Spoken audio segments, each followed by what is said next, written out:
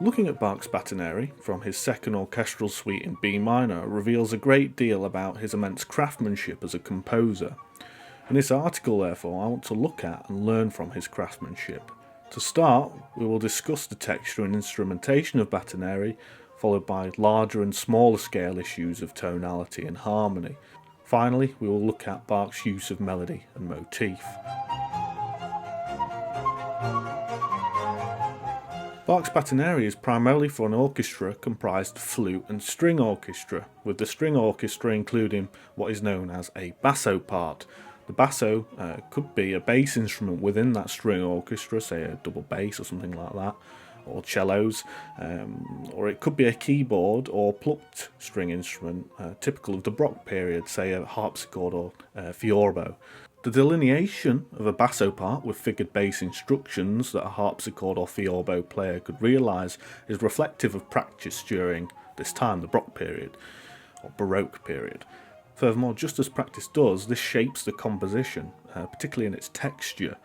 For instance, while this composition has a melody line usually taken up by the flute, the bass is in counterpoint throughout, which gives the outer voices a great deal of independence and importance.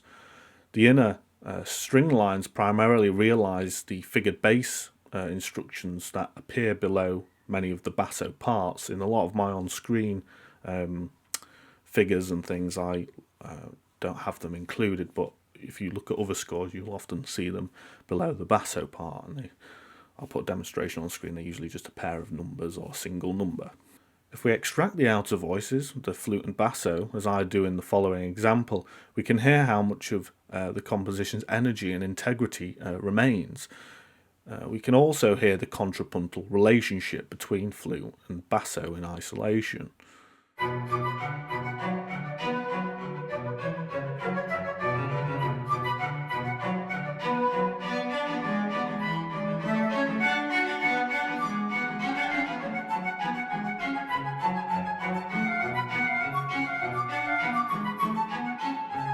I'm not a Baroque or historical performance specialist, therefore I can only comment on this from what limited knowledge I have on the subject, and as a composer who obviously deals with some practical issues when trying to create music. However, it would seem the practice of using basso and figured bass facilitates flexibility in instrumentation. In other words, the hierarchy of melody, basso, and then the inner string parts means it could be successfully performed in a range of formats, with little to no adaptation as well. For example, a continuo player might be able to play the piece alone without any adaptation to the score, or in combination with a soloist. The same could not be said, for later Western styles of music, like big orchestral scores. You need to translate them and reduce them into an arrangement that actually needs to be really a process to realise them properly on a solo instrument or with a soloist or smaller ensemble.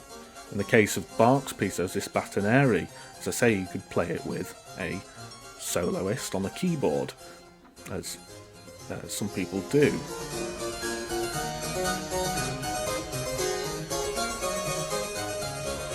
Looking closer at the music's tonal procedures now, the ones that Bach uses are surprisingly straightforward.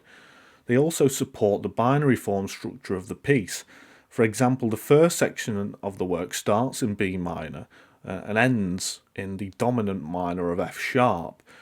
With regards to composition technique and style, this modulation is an invaluable device to Bach. It not only creates a feeling of change, but it also remains close enough to B minor so that he can simply have the music repeat. Doing this gives him essentially 32 bars for the price of 16. Ka-ching. The second section of the binary form reverses the process, and Bach is able to get an even better deal of 48 bars for the price of 24. Continuing the F sharp minor tonality that ends the A section, the first section, Bach closes the piece in B minor. Just like before, this means a simple repeat can occur without a jarring effect that a more distant modulation could have brought. Furthermore, upon the repeat, the return and perfect cadence in B minor nicely finish and round the piece off. The whole suite, that is. This is obviously the final movement. Through using the repeats, Bach therefore easily doubles the length of his movement and gives us a chance to also hear the ideas twice and encloses them in a complete sounding form and progression. The table on screen is a reduction to highlight my point regarding the economy of the binary design that Bach deploys in Badinerie. He does use further modulations that we're going to look at next. So when you see this table, obviously don't think that he only goes from B minor to F sharp minor. He also does pass through some other keys as well. To reduce the Badinerie to a simple exchange of tonic dominant tonic or B minor F sharp back to B minor is valuable on a larger scale regarding its binary form. However, it misses out on several harmonic and tonal details within each section. For example, Bach exploits an incredibly interesting harmonic device that allows him to modulate seamlessly. The technique, used several times through this piece, involves the appropriation, or the reappropriation of the tonic from the previous phrase as the supertonic in the next. Limited by style and the harmonic structures inherent within that style, Bach can only use this device when modulating to a major tonality, due to the harmonic quality of the supertonic in major keys being a minor chord. For example, from bar 3 to 4, counting the anacrusis as bar 0, there is a perfect cadence in B minor. Over the next few bars, 4 to 6, the chord does not change other than 4 inversions. It remains a B minor in various inversions, in other words. Only at bar 7 does the harmony change to an E7 chord, an E dominant 7 chord. Ignoring the suspension here, this resolves as a perfect cadence to A major. Contextually, between the two opening phrases, therefore, the function of the B minor has gone from the tonic to predominant, in this instance a predominant chord in the form of a supertonic. Bach repeats this procedure in the second section of this piece where he modulates to D major. Having used a similar technique to tonicize E minor in bar 20, diminishing the preceding tonic of F sharp, E minor quickly becomes the supertonic for a modulation to D major at bar 22. As the old adage goes, if it ain't broken, you can't fix it.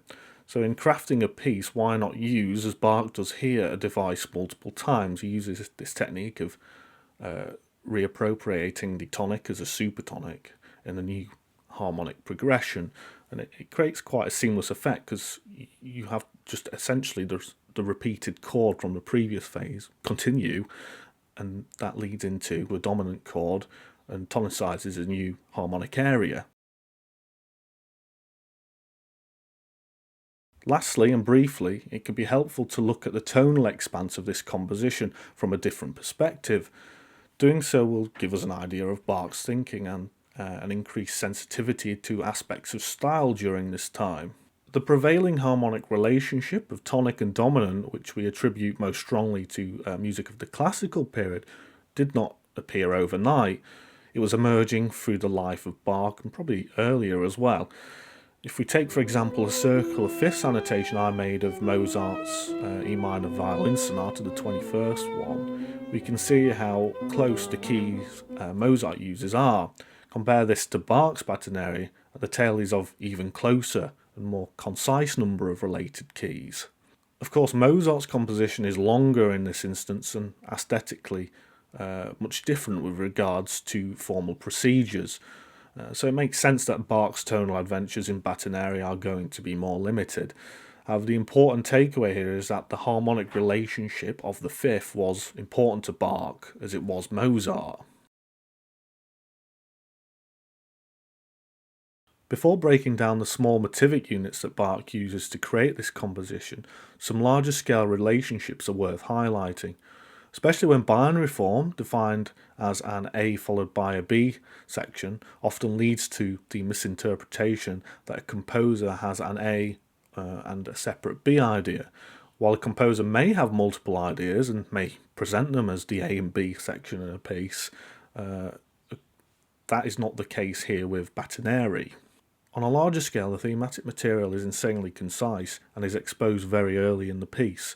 The example on screen demonstrates this by colouring all the parts of the score that use a recurring idea. in some form or other.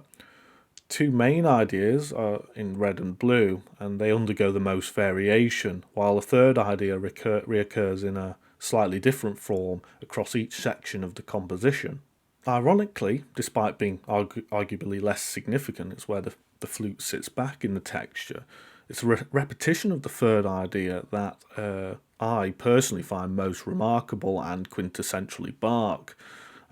Like wringing the last bits of water from a nearly dry cloth. Why let a good idea go to waste? Or why come up with another idea if you already have something to draw upon already? Save your energy. In replicating idea 3 across the two parts of the work, Bach does not need to come up with more than he needs to. Instead of the binary A-B design corresponding to thematic material, it corresponds to repeated sections and tonal procedures that we've already discussed. Section A is a movement of tonic to dominant, B minor to F sharp, while section B is the reverse, dominant to tonic, F sharp minor to B minor. In terms of melody, there are two core ideas, idea 1 and 2, that form the basis of the piece. However, both ideas are used in each section of the work, following a similar order in each part. They are not the A and B in this instance. Idea 1 is incredibly simple. It's characterized by a quaver, semiquaver, and semiquaver rhythmic cell. It also often uses chord tones, emphasizing the underlying harmony. Doing this gives the cell an incredible amount of elasticity, as it can be adapted to fit its harmonic context very easily, especially given Bach is using, triadic harmony concurrent with the Baroque or Baroque musical style. These short melodic cells tend to be strung together into short melodic sequences that follow a downward trajectory. However, many variants also go upwards or form larger complex contours too. For example, from bar 6 to 9, Bach strings together 7 of these cells. He creates a down, up, down shape. Similarly, creating another sequence from bar 28, again in the bass, Bach creates a pattern that works downwards before jumping abruptly upwards and then falling down again. He uses 8 cells in that second sequence. Stringing together melodic cells in this instance, altering the trajectory they take, is not the only means of development that Bach imposes on this idea. Bach also uses 2 other methods to vary idea 1. The first is altering the contour, which I colour in orange on the on-screen figure, and rhythmic alteration and embellishment, which I colour in blue. The contour changes are the simplest that Bach applies to the melodic cells, which are similar to how he adapts his sequential strings of cells. For instance, bar 19 features an inverted version of idea 1's core melodic cell. Instead of going up then down, it forms a V shape. The second cell alters the shape more dramatically. It not only goes downward, but does so via stepwise intervals. The rhythmic alterations are more dramatic and are limited to bars 33 and 34. Bar 38 also has similarities to these, but also features contour changes as well. How, though, does this idea relate to the earlier cell? It does so through its contour and overall shape, as well as its rhythm, broadly speaking. Note how both cells skip upwards by a third, similar to how they do in the opening cell in bar 0. Furthermore, they come back down as well, falling by a third to the next cell. The primary differences are that the first note value is augmented to a tied crotchet and quaver length value. Then Bach uses demi-semiquavers, filling in the gaps of what previously was a skipping downward motion. It's now stepwise. Idea 2 is more expansive than idea 1, comprising 2 different melodic cells. The first of these is similar to idea 1 in that it outlines the underlying harmony. However, it does so in a wholly semi-quaver rhythm, with a shape reminiscent of Alberti bass. The second cell is an oscillating idea that could be described as a semi-quaver trill. Similar to idea 1, One way in which Bach adapts and extends this idea is through sequences. In bar 11 to 12 and 22 to 24, Bach places two pairs of these cells together, one after the other. Nonetheless, unlike idea 1, he takes developments of this idea in a different direction. Shortly after the two phrases, bar 11 to 12 and 22 to 24, that I highlighted previously, the Badinerie breaks out into two climactic moments. Although strictly incorrect, I liken the passage to a barrelage technique where typically a string player oscillates between a repeated note and different melodic material. Often using an open string, the technique can enable the music to jump between larger registers quickly. In this instance, the repeated note is the fragmented trill cell, which is played against a rising higher pitch. In this instance, it has the effect of raising excitement levels as we build to a climactic part of each section. As mentioned, a developmental technique that Bach uses here is fragmentation. Fragmentation is where a smaller portion of the motif or cell is used on its own and possibly developed further.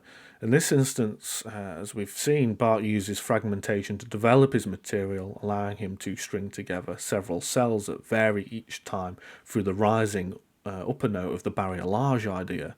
In isolation, the fragmented cell is distinct from its whole. In describing the original as a trill, now it's more an inverted mordant. Stepping away from the original idea and building to a climax, Bach breaks the tension by liquidating this idea. Maintaining only the semiquaver rhythmic momentum, the flute part's melodic material in both bar 14 and 15 and 26 and 27 momentarily reflect very little of the preceding material.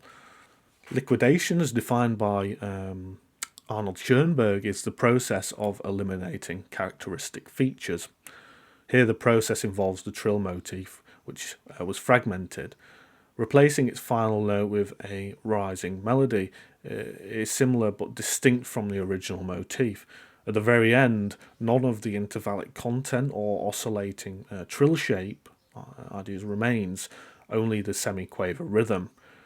Retrospectively, the fragmentation of the melody through the barrelage passage was a step of this process, this liquidation process. The term craftsman is disparaged all too readily, in my opinion, especially when we are discussing canonized musical compositions or composers of the Western tradition.